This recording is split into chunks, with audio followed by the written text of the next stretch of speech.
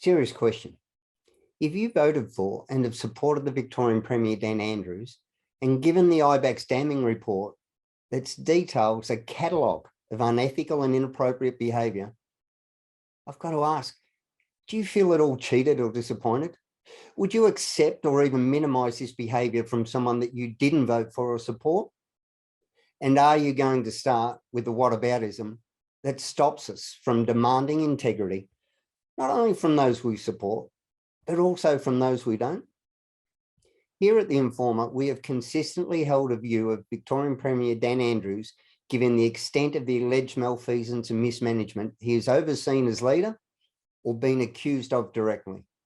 We have confidently expressed those views without fear and have never wavered. Amid all the criticism levelled at us for consistently calling Andrews out, The Informer isn't about left or right, it's about right or wrong. Which is why, following the release of IBAC's report into corruption within the Victorian Labor Party, we feel pretty vindicated. And Victorians, you should feel betrayed. IBAC's report is not only a vindication of what we have repeatedly and accurately reported on, but a reinforcement of why Andrews must and has to resign. And if the true believers wedded to Andrews think that the saviour is being maligned, then they need to think again. Because plausible deniability and the level and extent of accusations of corruption he presides over, and in his own words, knew of, is a different world to what we know and should be living in. For the blind and ignorant faithful, somewhere along the way, integrity and honesty must have somehow redefined itself. And while Adam Somyurek is a man condemned for the same corrupt behaviour Andrews has undertaken, Andrews has not faced the rightful consequences or public humiliation Somyurek has. Somyurek says he feels exonerated by IBAC's findings. Now, only if you can accept this can you claim Andrews is without culpability. Yet Andrews remains defiant and refuses to resign, and actually maintains he is somehow the best person to lead Victoria, asserting that he is the best person to oversee a cultural clean out of Victoria's Labor Party.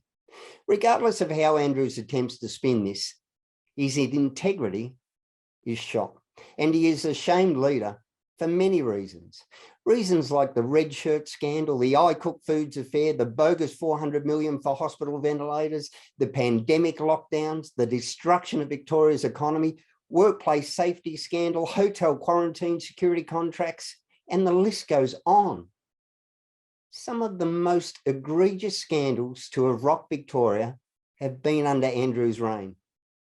Andrews and the Victorian Labor Party, IBAC found misused taxpayer-funded staff, and it says Andrews was aware of the widespread use of brown stacking and the party over recent decades, and yet he did nothing to stop it.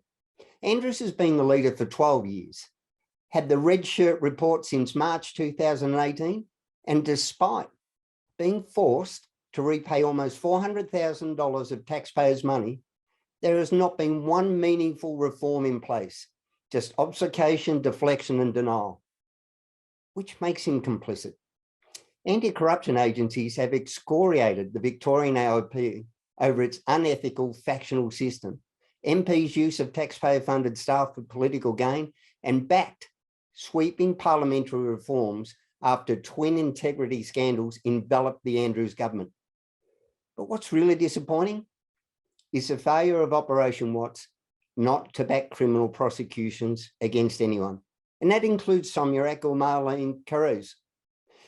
The IBAC Ombudsman joint inquiry found Somyurek's moderate Labor faction, which once ran Victorian Labor, was at the root of the problems it investigated. But it also ruled similar behaviour was likely across all factions. Now, IBAC's report isn't one that singles out one or two people. It's a report that targets many. It showed Andrews had been aware of the widespread use of branch stacking in party over recent decades, and the problems were not confined to one faction. Operation Watts found any push to prosecute was constrained by existing laws, and this needs to be addressed. IBAC and the Ombudsman have backed a new parliamentary ethics committee a parliamentary integrity commissioner, and a new offence making it illegal to direct electoral staff to undertake factional work. The report is a serious embarrassment for the Andrews government and should well arm not only the coalition, but all parties, major or minor, who are campaigning in the upcoming election. Andrews has admitted privately there was a serious flaw with the factional system, despite having been an integral part of it, especially in his early career with the party. IBAC's Commissioner, Robert Redlich, said the misconduct by parliamentary members in their appointment of staff to pursue factional agendas was deeply concerning. And on internal wrongdoing and the knowledge of Mr. Andrews, the report said Andrews agreed he had been aware of widespread recruiting of non-genuine members over the previous few decades, and that the practice was not limited to one faction and occurred across the board. But he still denied any personal knowledge or involvement in such practices. Andrews was also aware of allegations through talk within party reviews, rule changes, and from the time when he worked at ALP head office.